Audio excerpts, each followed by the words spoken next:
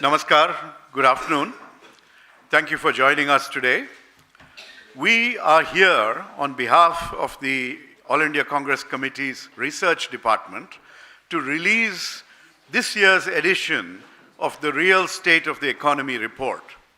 I'm Professor Rajiv Gowda, Chairman of the Research Department, and joining me today is Amitabh Dubey, who is the Research Coordinator for the Media and Communications Department.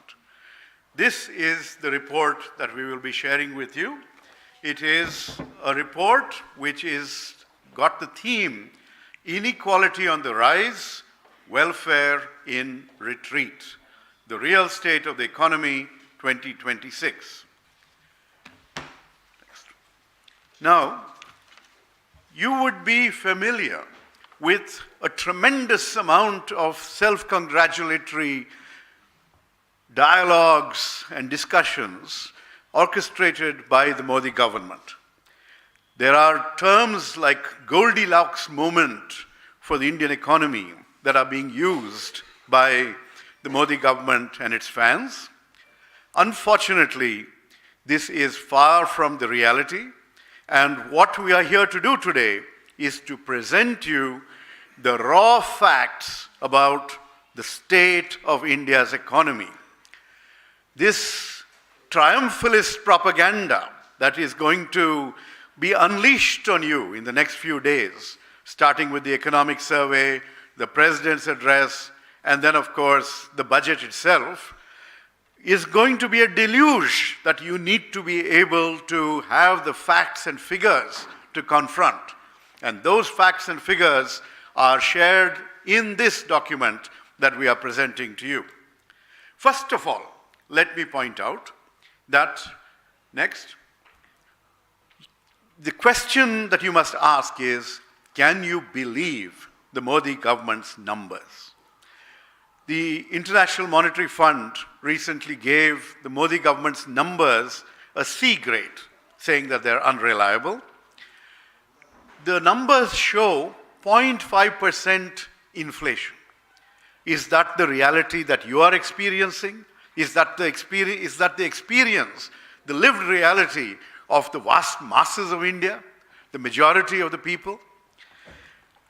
If you look at this government's own former chief economic advisor, Arvind Subramanian, he also has calculated, based on various underlying facts and figures, that GDP figures offered by this government are at least 2.5% higher than the actual reality.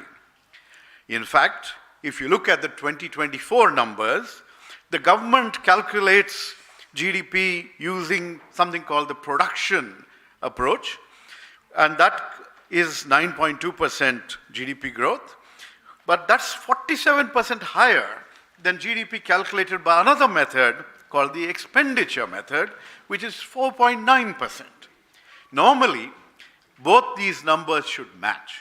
When there is such a severe mismatch, clearly something is wrong. And then, in the first half, you had some record-breaking numbers saying that manufacturing grew at 8.4%. But if you look at the biggest component of manufacturing, the index of 8 core industries, that grew only by 2.9%. So where are these numbers coming from? Please ask these questions in the next few days when you're confronted with the government's data. Of course, you may all be asking this question as well. If the economy is doing so well, why is the rupee collapsing? We have seen the rupee being the worst performing currency in Asia against the dollar in the last 1 year. And this month itself, you have seen that the rupee is sprinting. It has fallen to by the end of the year, it had fallen to 91. And now, before this month ends, it has sprinted to 92. Is this the sign of a strong economy if the currency is weakening every day? If the economy is growing at this pace, you should see a flood of investments coming into India. Instead, you see the reverse happening. Foreign direct investment, net investment is is the other way around, is negative. And even Indians are preferring to put their money overseas. Every year, under Modi Sarkar, 4,000 to 5,000 high net worth individuals, millionaires, are fleeing the country.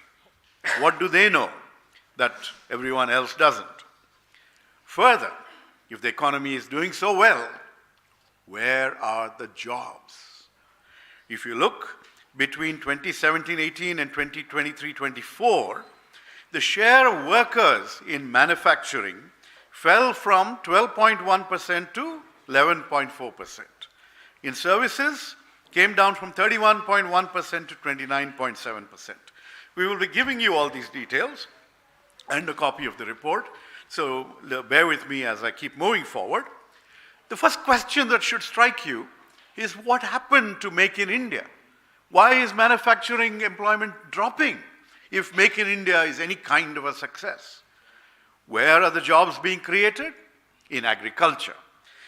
The share has gone up from 44.1% to 46.1%. As any economist will tell you, the standard trajectory of development is from farm to factory, from agriculture to manufacturing to services.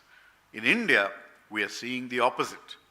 Agriculture, the growth rate is only about 16%, and more population is now living off agriculture. It is going to be less productive and underemployed, and this is hardly the direction we want India to move forward with. Whatever jobs are being created in the low-value, informal sectors, particularly in the gig economy, and we know from what happened around New Year's that there is tremendous precarity and insecurity in terms of gig jobs. Further, even if you had a job, 40% of those with salaries have no contracts or paid leave or social security. Hardly a Goldilocks economy. Further, inequality is worsening. We've seen this from the time of the COVID recovery. We've essentially seen a K-shaped recovery. Those who are doing well are doing spectacularly well. That's the K-shape, the top arm of the K. And those, the rest of Indians, the vast majority, are sliding down every year. The government is in denial about this. If you look at this, the inequality, the top 10% of Indians capture 58% of national income. The bottom 50% get 15% of income. The top 10% own 65% of India's wealth. The bottom half own 6.4%. And our friends, the crony capitalists, the top 1% of India owns 40% of India's wealth. That is the level of inequality. 4 out of 5 Indians live off less than 200 rupees per day. 1/3 of Indians on less than 100 rupees per day. And net financial savings in households is at a decade low of 5.2%, and household debt has gone up sharply. Cumulatively, when it comes to direct taxes, people, you and me, are paying more direct taxes than all the corporates put together. So that is the reality of this government and the inequality that is flourishing under this government. Now, you recall this statement of the Prime Minister when the discussion about the caste survey came up. He said the 4 castes, 4 biggest castes for me are the poor, youth, women, and farmers. What has he done for them? For the youth, the first question is, where are the jobs? Between April to September 2025, youth labor force participation fell from 42% to 41.3%. What does this mean? If people are not in the labor force, it means that they are too discouraged. They've stopped even looking for work. That is the basic problem and plight of India's youth. Youth employment has come down from 35.8% to 35.2%. Unemployment has grown to 15%, And in urban areas, youth unemployment is 18.4%. Nearly 1 in 5 youth is unemployed in urban India. There was this idea that the Congress party had floated in our manifesto for the 2024 election about creating apprenticeships. And this government took that idea and set up something called the Pradhan Mantri Internship Scheme. It talked to all the leading corporates and announced that it was going to create lakhs of internships. However, the reality is that only 2,066 people have completed their internships, and out of those, only 95 have got job offers. Every year, about 2 crore youth enter the workforce, 95 get job offers. Okay? You know, the India Skills Report also continues to point out that only 1 in 2 graduates is actually employable, and there was supposed to be the Pradhan Mantri Kaushal Vikas Yojana, which is supposed to skill our youth and give them the capabilities to enter the workforce.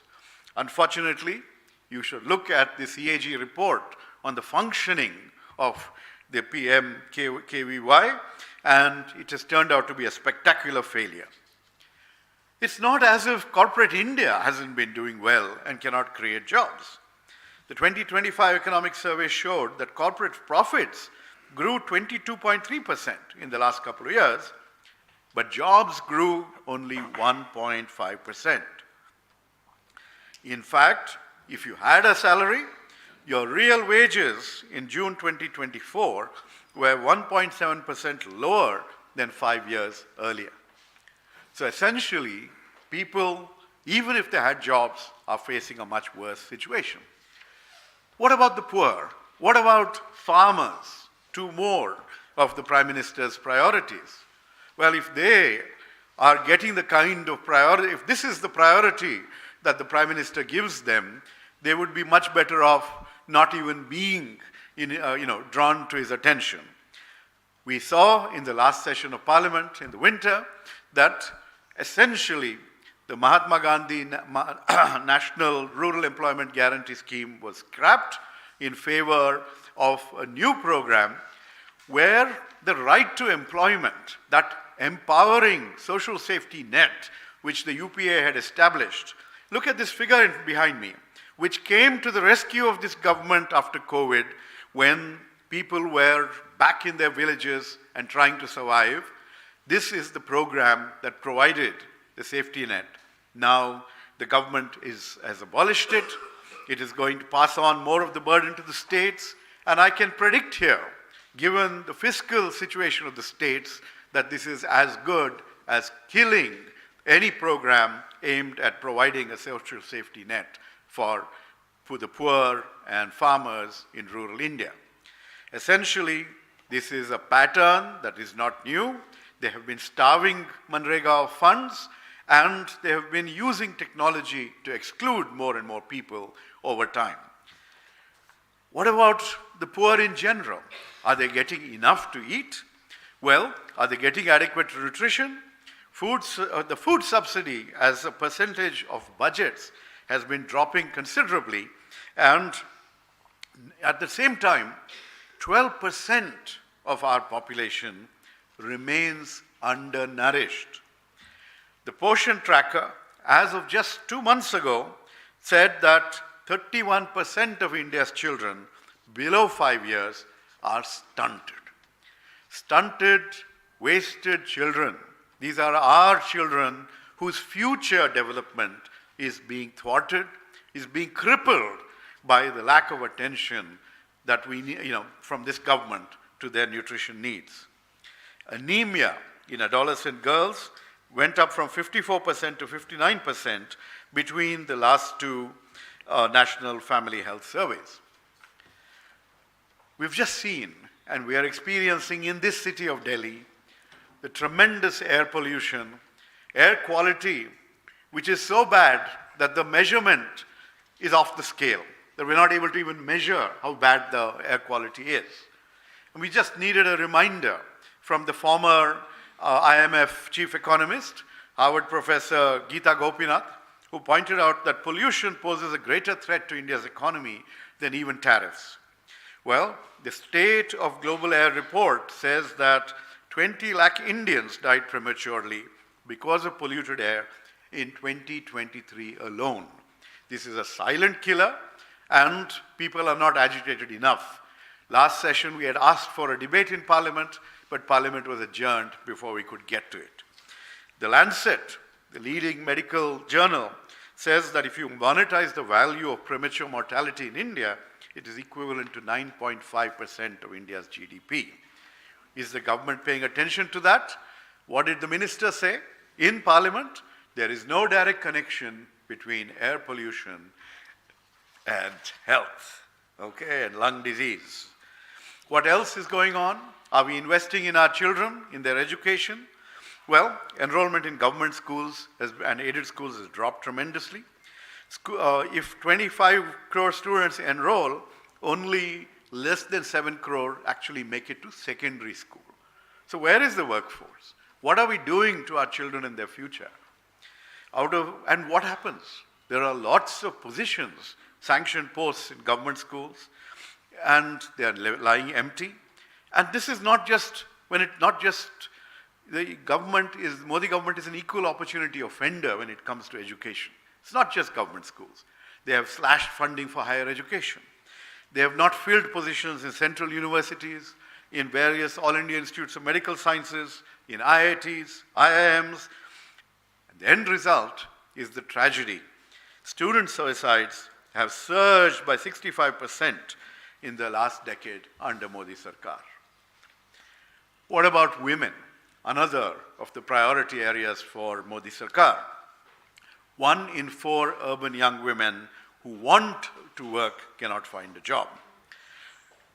They will say women's labor force participation is increasing because they're asking the question and people are responding.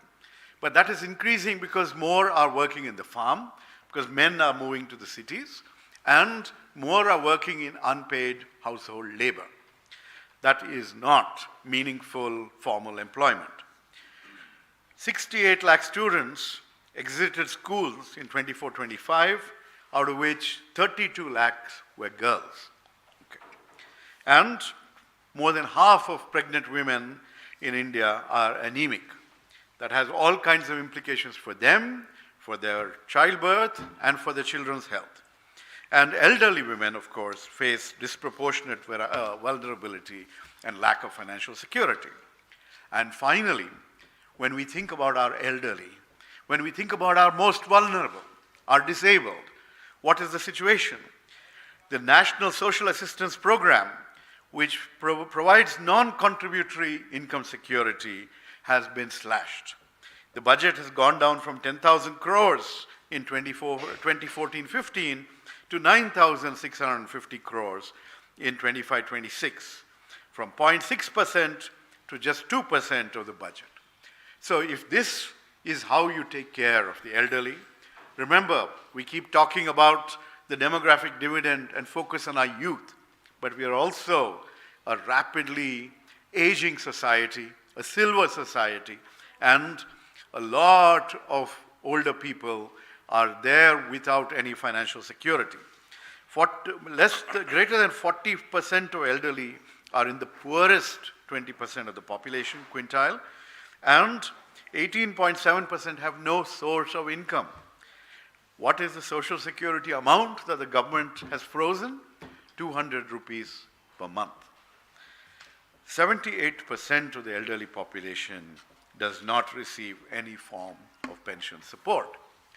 So clearly, there is so much that we have to share with you about what the true state of India's economy is, how inequalities are worsening, how in spite of that, in spite of having the figures, being aware of what is going on, this government willfully chooses to cut corporate taxes, but not to pay attention to social safety nets.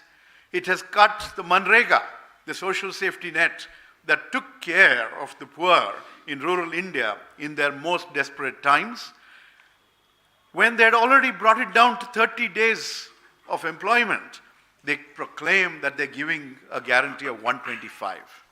I predict here that it will not come to even 10 days in the next year once the new VBG, Ramji program comes into operation. It is a tragedy for the people of India that this is the kind of mismanagement of the economy that they have to endure and suffer. I appeal to the media to spread the insights that we are sharing with everyone so that we do not get deluded by the barrage, by the wave of disinformation and misinformation about the true state of the economy that this government is going to unleash on you in the next few days. I request Amitabh Dubey to continue this press conference in Hindi, please. धन्यवाद राजीव जी। मैं इस जैसे कि professor Gowda ने कहा, ये एक बड़े विस्तार से सारे तथ्य और सारे फैक्ट्स आपके सामने इस रिपोर्ट में रखे गए हैं। मैं हर आंकड़ा आपके सामने नहीं रखूंगा, मैं गिन चुन के आपको बताऊंगा कि इस रिपोर्ट के मुख्य बिंदु क्या हैं। पहले स्लाइड पे चलते हैं। आज हम बात करेंगे भारत की असली आर्थिक हालात के बारे में। ये जो नंबर्स, जो आंकड़े सरकार आपके सामने रख रही है, खास करके जीडीपी के, ये लोगों की ज़िंदगी से अलग हैं, उनसे विपरीत हैं, उनके अनुभव के विपरीत हैं। जैसे कि सरकार कहती है कि जुलाई सितंबर 2025 में जीडीपी का ग्रोथ रेट था 8.2%, और इसमें जो डिफ्लेटर है, जो एक इन्फ्लेशन बताता है, इन्फ्लेशन रेट क्या है, वो 0.5% बताए। इसीलिए हम कह सकते हैं कि रियल जीडीपी ग्रोथ रेट 8.2% है। अब मुझे बताइए, ऐसा कौन सा परिवार है इस देश में जिसका अनुभव है कि महंगाई या उसका बजट में जो बढ़ रहा है वो 0.5% सालाना बढ़ रहा है? ये तो नामुमकिन है, ये किसी का अनुभव नहीं है। तो जो इन आंकड़ों में जो गड़बड़ी है, ये सीधा साबित करती है कि जो लोगों की ज़िंदगी का अनुभव है वो इन आंकड़ों में ये आंकड़े दर्शाता नहीं है। क्या अगर ये आंकड़े सही हैं, इसका ये मतलब है कि सरकार ने महंगाई का मुद्दा, जो महंगाई का संकट है, उसे निपटा लिया है पूरी तरह, और ये तो बिल्कुल गलत है, ये किसी का ऐसा अनुभव नहीं है। तो जो इन आंकड़ों में गड़बड़ी है वो इससे सीधी दिखाई देती है, और यही कारण है, या अलग अलग कारण है, कि आईएमएफ ने भारत के नेशनल अकाउंट्स को सी ग्रेड दिया है। ये थोड़ा टेक्निकल मामला है, अगर आप इसमें गहराई में जाना चाहते हैं हम जा सकते हैं, लेकिन मोटे तौर पर यह कहा जा सकता है कि जो हमारा स्टैटिस्टिकल सिस्टम है वो पुराना है, आउट ऑफ डेट है, और उसमें जो विफलताएं हैं इसके कारण आईएमएफ ने भारत के नेशनल अकाउंट्स को एक सी ग्रेड दिया है। और ये सिर्फ हम नहीं कह रहे, ये आईएमएफ कह रहा है। आपको मालूम है कि मोदी सरकार के पूर्व chief economic adviser Arvind Subramanian ने खुद कहा है कि भारत का जो जीडीपी का रेट है वो 2.5 ज़्यादा दिखाई दे रहा है हकीकत से। यानी कि अगर ये 8 कुछ बता रहे हैं तो सच्चाई 5-6 के बीच में होगी। उदाहरण के तौर पे जैसे प्रोफेसर गावड़ा ने आपको बताया कि जीडीपी को कैलकुलेट करने के 2 तरीके होते हैं, एक होता है प्रोडक्शन का और एक होता है एक्सपेंडिचर का। और प्रोडक्शन के अनुसार 2023-24 में भारत का जीडीपी ग्रोथ रेट 9.2 था, बहुत बढ़िया लग रहा है, बहुत अच्छा लग रहा है। लेकिन जो एक्सपेंडिचर साइड का जो कैलकुलेशन था वो 4.9 था। अब ये जो 2 मेथड्स होते हैं इनके बीच में डिस्क्रिपेंसी अक्सर होती है, लेकिन पिछले सालों में ये डिस्क्रिपेंसी इतनी बढ़ी है कि 2023-24 में 47% डिस्क्रिपेंसी थी। यानी कि जो कैलकुलेशन था एक्सपेंडिचर का वो सिर्फ 4.9 दिखा पाया और बाकी सब वो डिस्क्रिपेंसी कैटेगरी में डाल दिया। प्रॉब्लम ये है कि अब सारा जो इनके सारे आंकड़े डिस्क्रिपेंसीज पे ही निर्भर हैं। एक और उदाहरण देता हूं आपको। 2025-26 के पहले हाफ में मैन्युफैक्चरिंग ग्रोथ रेट 8.4% दिखाई दी इनके आंकड़ों के अनुसार, लेकिन जो कोर इंडस्ट्रीज का आंकड़ा था, कोर ग्रोथ इंडस्ट्रीज जो मतलब रियल डेटा है, उसके मुताबिक 2.9% बढ़ा। तो ये एक और डिस्क्रिपेंसी दिख गई कि एक तरफ आप कह रहे हैं 8.2 और जो दिख रहा है वो है 2.9। तो ये सच्चाई है, उनके दावे जो भी हों, हकीकत यही है। और इन विसंगतियों के कारण लोगों का भरोसा सरकारी आंकड़ों में टूट रहा है। अब आते हैं रुपये पे। आप सबको मालूम है कि किस तेज़ी से रुपया गिर रहा है, और एशिया में सबसे खराब करेंसी अब रुपये बन चुका है। और ये डॉलर के बढ़ने के कारण, ये आपको याद है निर्मला सीतारमण जी ने कहा था कि रुपया गिर नहीं रहा है, डॉलर बढ़ रहा है। लेकिन अब डॉलर भी गिर रहा है, और इसके बावजूद रुपया गिर रहा है, बाकी सारी करेंसीज बढ़ रही हैं। तो इसका क्या कारण है? एक है कि एफडीआई और पोर्टफोलियो फ्लोज दोनों बाहर जा रहे हैं। जो पहले इंडिया आते थे, अब नेट फ्लोज नेगेटिव हो चुके हैं। और इसका कारण क्या है? एक तो लोगों का भरोसा टूट चुका है सरकार के दावों पे। दूसरा है कि जो आपको पता है, एक आंकड़ा निकला है कि हर साल 4 से 5 हज़ार जो करोड़पति हैं, डॉलर मिलियनर्स हैं, वो देश छोड़ के अलग अलग जगह जा रहे हैं। वो जा रहे हैं दुबई, लंदन, सिंगापुर इत्यादि जा रहे हैं। काफ़ी साल से ये हो रहा है। अब उनके साथ उनका पैसा भी निकल चुका है और जाने लग गया है। तो जो आउटवर्ड एफडीआई है वो बहुत बढ़ चुका है। तो एक तरफ लोग कहते हैं कि मेक इन इंडिया हो रहा है, ईज ऑफ डूइंग बिजनेस बेहतर हो रहा है, लेकिन ये जो हमारे पूंजीपति हैं, जो हमारे इन्वेस्टर्स, वो अपना पैसा बाहर ले रहे हैं। पहले अपने आप को बाहर ले चुके थे और अपने रेजिडेंसी को बाहर ले चुके, अब अपना पैसा बाहर ले रहे हैं। तो अगर हमारी अर्थव्यवस्था इतनी बेहतरीन है, इतनी अच्छी है, तो ये क्यों हो रहा है? ये सवाल, इसका जवाब है नहीं।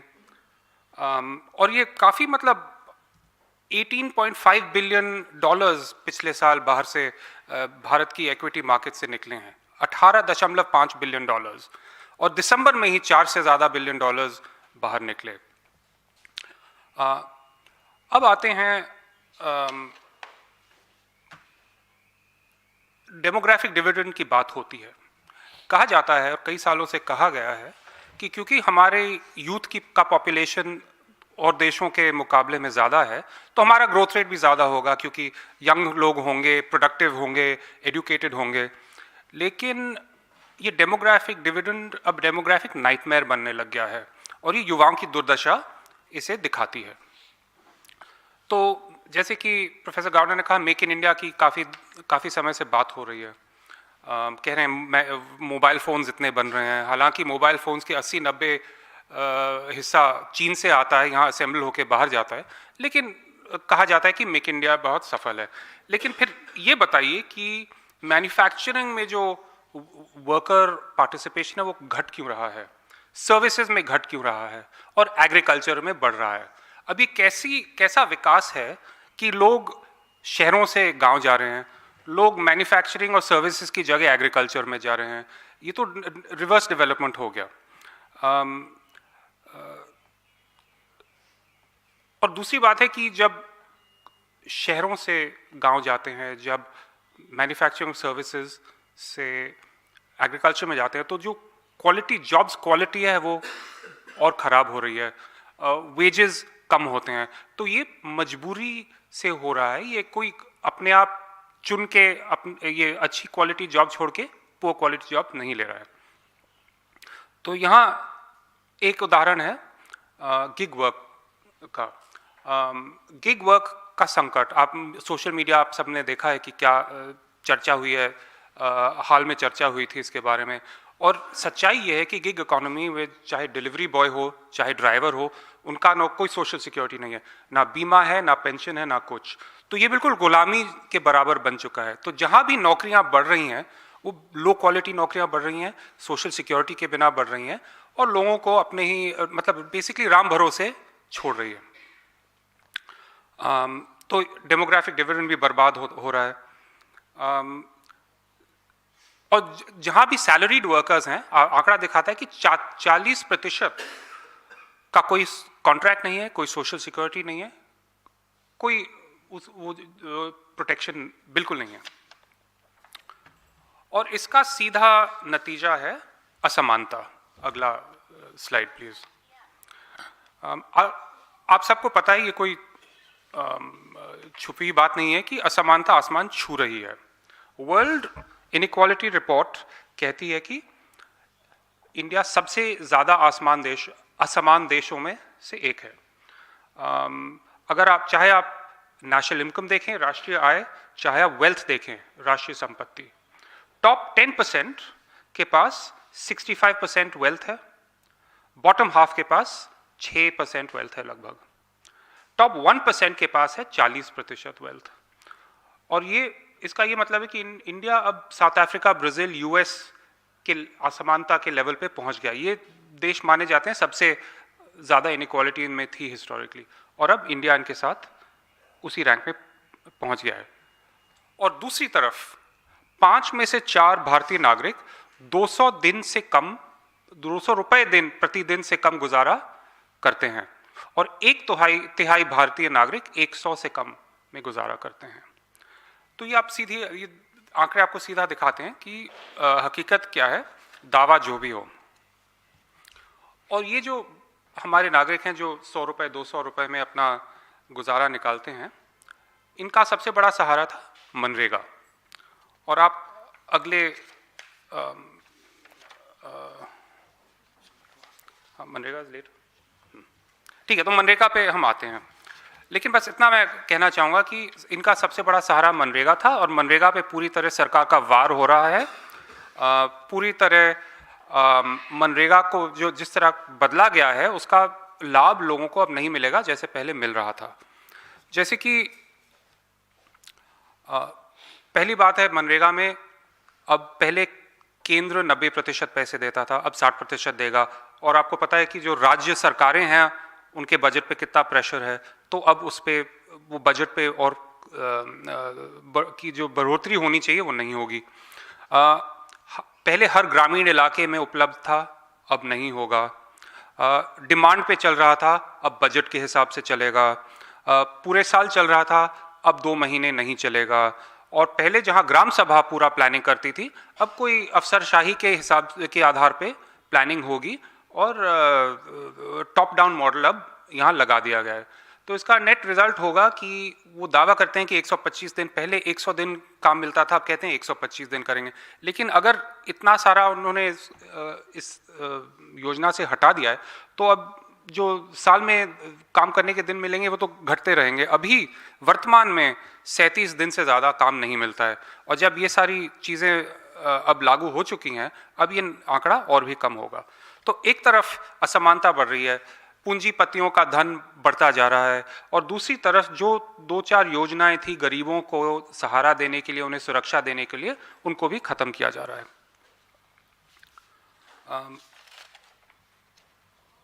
फिर आते हैं, जैसे कि मैंने कहा, रोजगार, youth, where are the jobs. इतने सारे आंकड़े हैं, सब दिखा रहे हैं कि यूथ एम्प्लॉयमेंट कम हो रहा है, यूथ लेबर फोर्स पार्टिसिपेशन कम हो रहा है, यूथ अनएम्प्लॉयमेंट बढ़ रहा है। एक जो इंटर्नशिप प्रोग्राम है, कुल 95 लोगों को नौकरियां मिली, और वो भी इंटर्नशिप की 1 साल की। 55% जो हमारे ग्रेजुएट्स हैं वो नौकरी लेने के करने के काबिल हैं। तो यानी कि ट्रेनिंग के बारे में बड़े सवाल उठाए जा सकते हैं। तो ये बहुत सारे आंकड़े हैं। मैं बस इतना कहूँगा कि अगर हमारी अर्थव्यवस्था इतनी अच्छी है, अगर हमारी ग्रोथ रेट इतनी तेज़ी से बढ़ रहा है, तो ऐसी स्थिति क्यों पैदा हुई है। मनरेगा का तो हमने कवर कर लिया है। कुपोषण, ये एक और सवाल, ये बहुत सारे आंकड़े हैं न्यूट्रिशन के बारे में, कुपोषण के बारे में, कि स्टंटिंग यानी कि पूरा डेवलपमेंट बच्चों का नहीं हो रहा है क्योंकि उनका पोषण नहीं मिल रहा। 12% हमारी आबादी कुपोषित है। तो ये कैसे अच्छे दिन हैं कि हमारी 12% आबादी भी अभी कुपोषण नहीं मिल रहा है, अनीमिया बढ़ रहा है ऐसी। और इसका ये इसलिए हो रहा है क्योंकि हमारा जो ग्रोथ है वो प्रो रिच है, प्रो बिलियनर है, प्रो वेल्थी है, और जो नीचे वाले तबके के लिए कोई की इतनी बुरी हालत इसलिए है क्योंकि सरकार की नीतियाँ, जो लोग उनको इलेक्टोरल बॉन्ड्स देते हैं, जो इलेक्टोरल ट्रस्ट देते हैं, उनके लिए सारी की सारी नीतियाँ डिज़ाइन की गई हैं और इम्प्लीमेंटेशन इसी आधार पे हो रहा है। अब इकोनॉमी की बात तो हो चुकी है, लेकिन कुछ दिन पहले गीता गोपीनाथ, जो पूर्व IMF की डिप्टी मैनेजिंग डायरेक्टर हैं, अभी एक प्रोफेसर हैं, उन्होंने कहा था और काफ़ी इसकी चर्चा हुई थी कि टैरिफ से बड़ी समस्या पोल्यूशन है। और ये बिल्कुल सही कहा, क्योंकि आप देखें तो जो टैरिफ्स अभी चल रहे हैं 50% डोनाल्ड ट्रंप के, उसका मोटा मोटा इम्पैक्ट 0.5% GDP का होगा और कुछ महीनों में एक समझौता होना चाहिए। प्रदूषण जो है हर साल पिछले 10, 15, 20 सालों से अपनी कीमत चुका रहा है। हर साल ये जो ग्लोबल बर्डन ऑफ डिजीज एक स्टडी है, उसके अनुसार हर साल 20 लाख लोग की मृत्यु होती है प्रदूषण के कारण। 20 लाख, ये एक बहुत बड़ा नंबर है, ये कोई छोटी बात नहीं है। और एक वर्ल्ड बैंक का कैलकुलेशन, मैं बहुत आंकड़े दे रहा हूँ लेकिन ये महत्वपूर्ण है कि अगर हमने जो पिछले 15-20 साल से प्रदूषण बढ़ रहा है वो आधे रेट पे बढ़ता, यानी कि सरकार उसके बारे में अगर कुछ करके रेट कम कर देती, तो हमारा GDP 4.5-5% ज़्यादा होता वर्तमान में। तो ये सिर्फ हेल्थ इम्पैक्ट नहीं है, इकोनॉमिक इम्पैक्ट भी है। और टैरिफ्स एक साल का मामला है, प्रदूषण 10, 15, 20 साल से चल रहा है और आने वाले सालों में भी अगर सरकार कुछ करेगी नहीं तो चलता रहेगा और उसकी कीमत चुकानी होगी।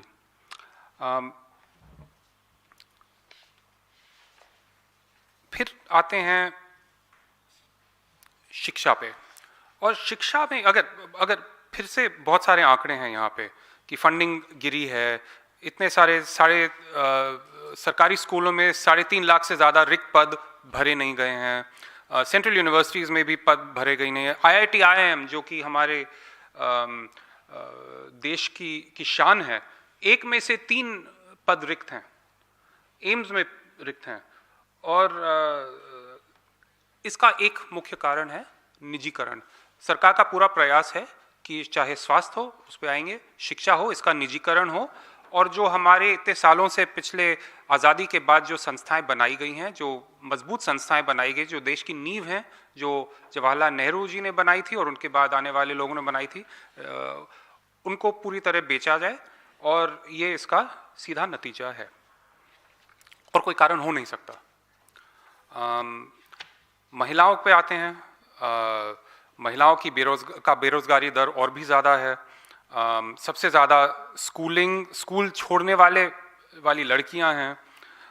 बहुत सारे, मतलब आंकड़े पे आंकड़ा दिखाता है कि जो हमारे कमज़ोर वर्ग हैं, चाहे युवा हो चाहे महिला हो, फिर अभी बुजुर्ग पे आते हैं, उनकी क्या दुर्दशा है।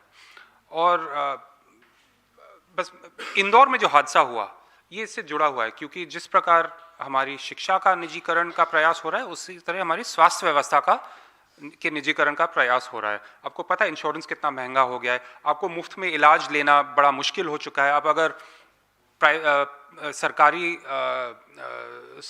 हॉस्पिटल में जाएं, आपको पता है कि एम्स छोड़ के कुछ गिने चुने संस्थाओं को छोड़ के क्या स्थिति है।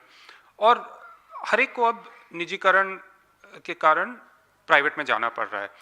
और जो यहाँ इंदौर में हुआ वो इसी कारण हुआ, क्योंकि आपने जो पब्लिक हेल्थ है उसको पूरा बैठ गया है, सारा पैसा प्राइवेट इंस्टीट्यूशन में जा रहा है। तो फिर नतीजा ये है कि जो ट्रिपल इंजन सरकार है, जो मध्य प्रदेश में, इंदौर कहा जाता था देश का सबसे स्वस्थ और साफ शहर है, उसमें ऐसा एक हादसा कैसे हुआ? क्योंकि सरकार की विफलताओं के कारण में सारे अस्पताल PPP मोड में जा रहे हैं। तो ये पूरा एक स्ट्रैटेजी है अपनी जो पब्लिक इंस्टीट्यूशन को कमज़ोर करने की। और ठीक है, तो मैं बस एंड में कहना चाहता हूँ कि बस पेंशन्स, मैं इतना कहूँगा कि जो बुजुर्ग हैं, पेंशन उनका जो NSAP का पेंशन है 200 रुपये का है। 10 साल पहले 200 रुपये का था, 15 साल पहले 200 रुपये का था। तो जो 2013 में 200 रुपये, अब 100 रुपये तक का परचेसिंग पावर उनमें है, तो आधा हो गया है और इसके बारे में कुछ किया नहीं जा रहा। तो ये सारे मैंने आपको काफ़ी आंकड़े आपके सामने रखे हैं। आप ज़रा रिपोर्ट में अच्छे से विस्तार से सब कुछ हमने डिटेल में रखा है। और बस ये याद कीजिए कि जब आने वाले दिनों में इकोनॉमिक सर्वे में, बजट में सरकार अपने दावे करेगी तो आपको हकीकत इस रिपोर्ट में ज़रूर मिलेगा और इसे ज़रूर ध्यान से पढ़िए। धन्यवाद।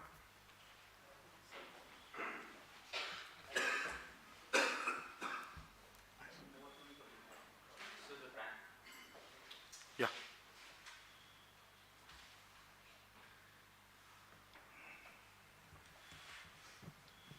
So the Prime Minister has repeatedly said that India is among the fastest growing economies in the world. It's a bright spot.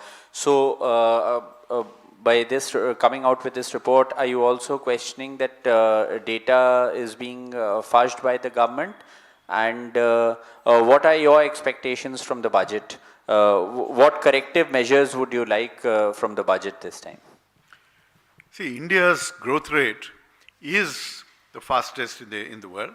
I will acknowledge that. But as we said right in the beginning, we are questioning the government's numbers and the way it calculates the GDP itself. So, if the calculations are flawed, then those numbers are also flawed and should be corrected downwards. In any case, even if you assume they were true, it is around the range of 6 point something %.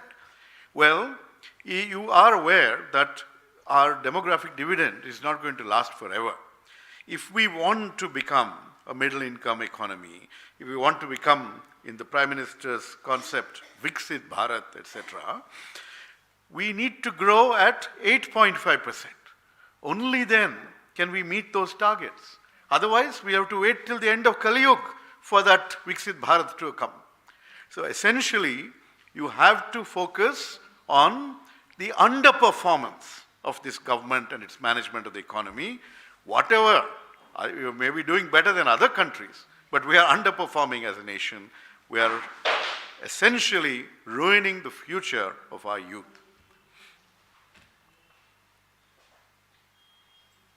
Yes. Anything on the budget? What are your expectations for the budget and what corrective measures? First, I would like the government to open its eyes to the realities of the economy, to the people who have fallen behind, to the poor, to the women, to the elderly, to farmers, to students, every one of these groups, and don't cut their budgets. Restore scholarships. Focus on fixing the programs that you announce with great fanfare. Look at the CAG report on your skilling program and implement some corrective measures. Because with each year, the cream of our youth are losing their futures. Okay? So stop being self-congratulatory. The problem with this government is that, you remember in, about 10, 11 years ago, we had something called the India Shining moment under Vajpayee, Advani, etc. Everyone was full of self-congratulations. India is shining. And the Congress party asked a simple question, "Theek hai, aam aadmi ko kya mila?" Right? And that is the question you need to ask. If you're saying we're moving forward, we're becoming the fastest growing, etc., who has fallen behind? It is the duty of the government to pay attention and to pick them up and to provide that social safety net. Instead, you go out there and slash Manrega. You destroy the carefully constructed social safety nets. Open your eyes, get a heart, finally, and do something for those who are falling behind. So you said that, sir, you said that this rupee has become the worst performing currency in Asia, in the whole of the Asia. Where do you find that this government, where do you find that government is going wrong as far as this strengthening of economy is concerned? Feel free anytime. But see, for the rupee to strengthen, there should be more money coming into the country. More investment needs to come in which case there's demand for the rupee, right? But for more investment to come in, people and investors and countries need to have confidence in the management of the economy. So, if they have to believe the truth that those numbers are actually true, etc. Instead, what you're seeing is people are taking money out and they're fleeing India. And that's why the rupee is also falling continuously. It would be much worse if the RBI had not much more actively, and aggressively intervened to prop up the rupee. So essentially, it's a vote of confidence, a vote of no confidence, actually, in the government's management of the economy. India पहले ही मुश्किल का सामना कर रहा है आर्थिक स्थिति में जो अमेरिका के टैरिफ की वजह से। आज भारत और ईयू के बीच जो है ट्रेड डील FTA हुआ है, तो उसको आप कैसे देखते हैं, खासकर अमेरिकन टैरिफ के नज़रिए से? देखिए, भारत और अन्य देशों के बीच में ट्रेड तो होना चाहिए, ट्रेड इन्वेस्टमेंट फ्लोज होने चाहिए। अभी इनके डिटेल्स देखने होंगे कि एग्रीमेंट में क्या है, उसका कुछ समय लगेगा, लेकिन in principle free trade agreement एक अच्छी चीज़ है। बस हमें ये देखना है कि जो हमारे जो कमज़ोर वर्ग हैं उनको प्रोटेक्ट किया जाए, जैसे एग्रीकल्चर हो, जैसे गरीब जो वर्कर्स हों, कुछ डेयरी हो, कुछ क्रिटिकल सेक्टर्स हैं जिनको थोड़ा प्रोटेक्ट करना चाहिए, जैसे कि इलेक्ट्रिक व्हीकल्स हों, उनको खुलेआम कंपटीशन अगर करना है तो उसके बारे में थोड़ा सोच के करना है। और हमने देखा है कि कुछ इलेक्ट्रिक व्हीकल्स के इंपोर्ट के बारे में कुछ है, तो इसको थोड़ा ध्यान से देखना होगा। लेकिन मेन इशू है कि सरकार भारत के इंटरेस्ट को डिफेंड करे और उसी के साथ साथ ट्रेड को बढ़ावा दे, इन्वेस्टमेंट को बढ़ावा दे। तो ये बैलेंसिंग एक्ट होना चाहिए। तो ये ना हो कि जो भी दबाव ट्रंप से आए या कहीं और से आए उसके सामने घुटने टेक ले। तो ये हम देखना चाहेंगे कि अग्रीमेंट में क्या है, डिटेल्स क्या हैं, लेकिन इन प्रिंसिपल ऐसे अग्रीमेंट तो होने चाहिए।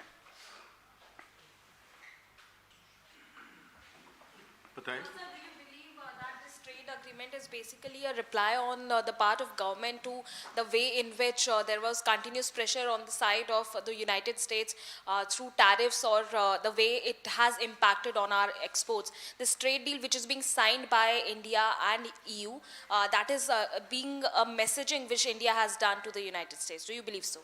Well, you've been following this trade deal. The India-EU trade deal has been in the works for many, many years, ahead of, much before President Trump announced a variety of tariffs on the country. So in some sense, this is a culmination of a much longer process.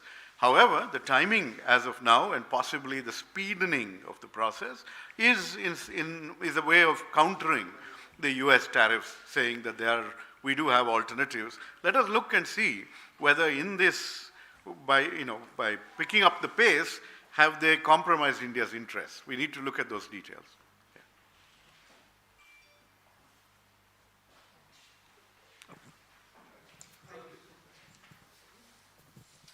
सरकार कहती है कि sir युवा आत्मनिर्भर बन चुका है और जो है कोई भी युवा जो है बेरोजगार नहीं है, सभी के पास नौकरी, चाहे वो प्राइवेट सेक्टर में हो चाहे वो सरकारी सेक्टर में हो। तो इस पर आपका क्या कहना है? और दूसरा सवाल मेरा ये है कि बजट आने वाला है तो कांग्रेस की क्या आशाएं हैं उससे? देखिए, पहली बात है कि जो युवा की जो दुर्दशा है वो हमारे रिपोर्ट में सारे आंकड़े हैं, आप देख सकते हैं कि जो ये समोसे तलना या जो भी अजीब सी बातें मोदी जी या भाजपा के चाहे प्रवक्ता हों या मंत्री हों कहते हैं, उनका कोई मतलब नहीं है। युवा जानता है कि सच्चाई क्या है, हकीकत है क्या है, तभी आधा युवा देश छोड़ने का प्रयास कर रहा है। आत्महत्या हो रही है। पेपर लीक्स के बारे में तो आपको पता ही है, हर साल कहीं ना कहीं पेपर लीक होता है, लोगों की जो आशाएं हैं वो ख़त्म हो रही हैं। तो इससे मैं जुड़ा आपका जो दूसरा सवाल था बजट का, बजट होता क्या है कि बजट में जो छोटी सी अहम बात हो सकती है लेकिन उसका उतना महत्व नहीं है, लेकिन उसको घुमा फिरा के बताया जाता है कि ये पूरा देश का परिवर्तन होने वाला है। एक छोटी बात को बहुत बड़ा दिखाते हैं, लेकिन जो मुख्य चीज़ें हैं जो सरकार का दायित्व है, नौकरी दिलाना, स्वास्थ्य दिलाना, शिक्षा दिलाना, इसमें पूरी तरह विफल हैं। एक तरफ निजीकरण हो रहा है, दूसरी तरफ जो निवेश होना चाहिए वो नहीं हो रहा है। आपको प्राइमरी हेल्थ केयर सेंटर्स बैठे हुए हैं, ठीक से काम नहीं कर रहे। आपको डॉक्टर के इलाज का इलाज चाहिए तो बहुत सारा पैसा देना पड़ता है, आपको शिक्षा लेनी पड़ती है, आपको डॉक्टर बनना है तो किसी प्राइवेट कॉलेज में जाके बहुत सारा लाखों रुपए देकर आपको डिग्री मिलती है। तो जो बेसिक मामला है वो गड़बड़ है। तो आप ऊपर बहुत सारे दावे कर सकते हैं, आप बहुत चमकती हुई चीज़ें दिखा सकते हैं, आपको योजना की घोषणा कर सकते हैं, आप AI और इलेक्ट्रॉनिक्स जैसे शब्दों का इस्तेमाल कर सकते हैं और कहीं ना कहीं शायद कुछ कर रहे हैं, लेकिन जो बेसिक मामला है स्वास्थ्य, शिक्षा और नौकरी, इसमें पूरी तरह सरकार फेल है। तो हमारी आशा है और अपेक्षा है कि सरकार इस बजट में इसके बारे में कुछ करे।